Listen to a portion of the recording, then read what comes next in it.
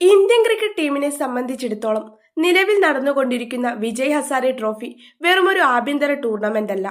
വരാനിരിക്കുന്ന T20 ലോകകപ്പിന് മുന്നോടിയായുള്ള അവസാനവട്ട പരീക്ഷണശാലയാണിത്. ലോകകപ്പ് സ്ക്വാഡിൽ ഇടം പിടിച്ചവരോടും ദേശീയ ടീമിലേക്ക് തിരിച്ചുവരവ് ആഗ്രഹിക്കുന്നവരോടും ചുരുങ്ങിയത് 2 മത്സരങ്ങളിലെങ്കിലും കളിക്കണമെന്ന് സെലക്ടർമാർ കർശന നിർദ്ദേശം നൽകിയിരുന്നു. 6 റൗണ്ട് മത്സരങ്ങൾ പൂർത്തിയാകുമ്പോൾ ആരാധകർ ആകാംക്ഷയോടെ ഉറ്റുനോക്കുന്നത് ടീമിലെ വിക്കറ്റ് കീപ്പർമാരുടെ പ്രകടനത്തിലേക്കാണ്. ഇന്ത്യയുടെ 5 മുൻനിര വിക്കറ്റ് കീപ്പർമാരായ സഞ്ജു സാംസൺ, ഇഷാൻ കിഷൻ, ഋഷഭ് പന്ത്, KL രാഹുൽ, ജിതേഷ് ശർമ്മ എന്നിവർ ഈ ടൂർണമെന്റിൽ പേടണിഞ്ഞു. കണക്കുകൾ പരിശോധിക്കുമ്പോൾ ബാറ്റിംഗ് ശരാശരിയിൽ മറ്റെല്ലാവരെയും പിന്നിലാക്കി മലയാളി താരം സഞ്ജു സാംസൺ കിങ്ങായി മാറുന്ന കാഴ്ചയാണ് കാണുന്നത്. മറുവശത്ത് ചില വമ്പൻ പേരുകൾക്ക് കാലിടറുകയും ചെയ്തിരിക്കുന്നു. ഓരോരുത്തരുടെയും പ്രകടനം വിശദമായി പരിശോധിക്കാം. T20 ലോകകപ്പിനുള്ള ഇന്ത്യൻ ടീമിലെ ഫസ്റ്റ് ചോയ്സ് വിക്കറ്റ് കീപ്പർ താൻ തന്നെയാണെന്ന് അടിവരയിടുന്ന പ്രകടനമാണ് കേരളത്തിന്റെ സ്വന്തം സഞ്ജു സാംസൺ പുറത്തെടുത്തിരിക്കുന്നത്. ടൂർണമെന്റിലെ ആദ്യ 4 മത്സരങ്ങളിൽ വിശ്രമത്തിലായിരുന്ന സഞ്ജു അവസാന 2 മത്സരങ്ങളിൽ മാത്രമാണ് കളത്തിലിറങ്ങിയത്. എന്നാൽ ലഭിച്ച അവസരം അദ്ദേഹം പരമാവധി മുതലാക്കി. 2 ഇന്നിംഗ്സുകളിൽ നിന്ന് 112 റൺസാണ് സഞ്ജുവിന്റെ സമ്പാദ്യം. 56 എന്ന മികച്ച ബാറ്റിംഗ് ശരാശരി അദ്ദേഹത്തിന് അവകാശപ്പെട്ടതാണ്. ഇതിൽ എടുത്തു പറയേണ്ടത് ജാർഖണ്ഡിനെതിരായ മത്സരമാണ്. തന്റെ എതിരാളിയായ ഇഷാൻ കിഷൻ നയിച്ച ടീമിനെതിരെ 101 റൺസടിച്ച സഞ്ജുവിന്റെ ഇന്നിംഗ്സ് ക്ലാസും മാസും ചേർന്നതായിരുന്നു. സമ്മർദ്ദ ഘട്ടങ്ങളിൽ തളരാതെ ബാറ്റ് ചെയ്യാനുള്ള സഞ്ജുവിന്റെ മികവ് ഈ ഇന്നിംഗ്സിൽ പ്രകടമായിരുന്നു. രണ്ടാമത്തെ മത്സരത്തിൽ 11 റൺസിന് പുറത്തായെങ്കിലും ഉയർന്ന ശരാശരി നിലനിർത്താൻ അദ്ദേഹത്തിന് സാധിച്ചു. ലോകകപ്പിന് പോകുമ്പോൾ സഞ്ജുവിന്റെ ഈ ഫോം ഇന്ത്യക്ക് നൽകുന്ന ആത്മവിശ്വാസം ചെറുതല്ല. ബാറ്റിംഗ് ശരാശരിയിൽ സഞ്ജുവിന് തൊട്ടുപിന്നിൽ 2ാം സ്ഥാനത്തുള്ളത് ജാർഖണ്ഡ് ക്യാപ്റ്റൻ ഇഷാൻ കിഷനാണ്. ലോകകപ്പ് ടീമിലെ ബാക്കപ്പ് വിക്കറ്റ് കീപ്പറായി ഇഷാനെ തിരഞ്ഞെടുത്തത് എന്തുകൊണ്ടാണെന്ന് തെളിയിക്കുന്ന പ്രകടനമായിരുന്നു അദ്ദേഹത്തിന്റേത്. 3 മത്സരങ്ങളിൽ നിന്ന് 155 റൺസാണ് ഇഷാൻ അടിച്ചുകൂട്ടിയത്. 51 അദ്ദേഹത്തിന്റെ ശരാശരി. കണക്കുകൾക്കപ്പുറം ഇഷാൻ ബാറ്റ് ചെയ്ത രീതിയാണ് ഏവരെയും അമ്പരപ്പിച്ചത്. ശക്തരായ കർണാടകയ്ക്കെതിരെ വെറും 33 പന്തിൽ സെഞ്ചുറി തികച്ച ഇഷാൻ ലിസ്റ്റ് ക്രിക്കറ്റ് ചരിത്രത്തിലെ വേഗമേറിയ 2ാമത്തെ സെഞ്ചുറി എന്ന റെക്കോർഡ് സ്വന്തമാക്കി.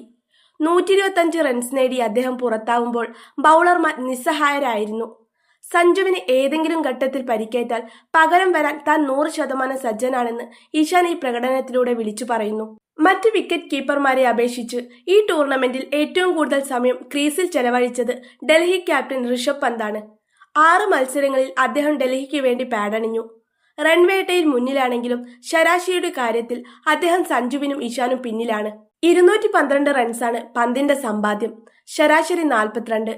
2 അർദ്ധ സെഞ്ചുറികൾ നേടിയിട്ടുണ്ടെങ്കിലും സഞ്ജുവിനെ പോലെയോ ഇഷാനെ പോലെയോ ഒരു ബിഗ് സ്കോർ കണ്ടെത്താൻ പന്തിന് സാധിച്ചിട്ടില്ല.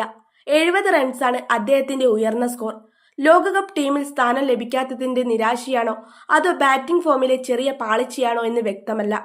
എങ്കിലും ഒരു മധ്യനിര ബാറ്റർ എന്ന നിലയിൽ പന്ത് തന്റെ റോളിൽ ഭേദപ്പെട്ട പ്രകടനം കാഴ്ചവെക്കുന്നുണ്ട്.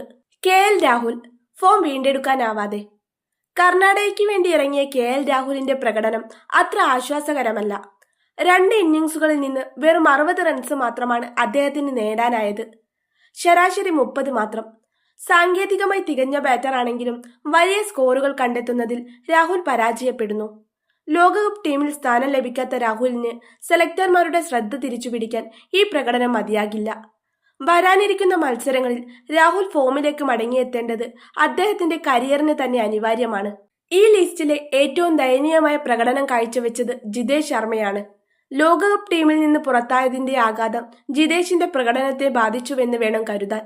ബറോഡയ്ക്കായി 4 ഇന്നിംഗ്സുകളിൽ ബാറ്റ് വീശിയ ജിതേഷ് വെറും 19 റൺസാണ് ആകെ നേടിയത്. 4.75 എന്ന ദയനീയമായ ശരാശരി ഒരു മുൻനിര ബാറ്റർക്ക് ചേർന്നതല്ല. ഫിനിഷർ റോളിൽ തിളങ്ങിയിരുന്ന ജിതേഷ് ആഭ്യന്തര ക്രിക്കറ്റിൽ പോലും റൺസ് കണ്ടെത്താൻ വിഷമിക്കുന്നത് അദ്ദേഹത്തിന്റെ ഭാവിയെ ചോദ്യചിഹ്നത്തിലാക്കുന്നു. ഇഷാൻ കിഷനും സഞ്ജുവും മുന്നേറുമ്പോൾ ജിതേഷ് ബഹുദൂരം പിന്നിലായി പോയിരിക്കുന്നു. വിജയ് ഹസാരെ ട്രോഫിയിലെ ഈ കണക്കുകൾ വിരൽ ചൂണ്ടുന്നത് സഞ്ജു സാംസണിന്റെയും ഇഷാൻ കിഷന്റെയും ആധിപത്യത്തിലേക്കാണ്.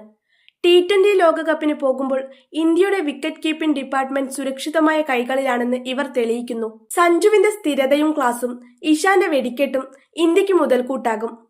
അതേസമയം ഋഷഭ് പന്തിനും KL രാഹുലിനും തങ്ങളുടെ പഴയ പ്രതാപത്തിലേക്ക് മടങ്ങിയെത്താൻ ഇനിയും വിയർപ്പൊഴുക്കേണ്ടി വരും.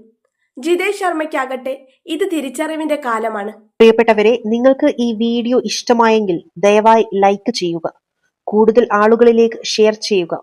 പിന്നെ ഇതുപോലുള്ള വളരെ മൂല്യമുള്ള അർത്ഥവത്തായ കഥകൾക്കും വീഡിയോകൾക്കും വേണ്ടി ഞങ്ങളുടെ ഈ ചാനൽ സബ്സ്ക്രൈബും ചെയ്യുക.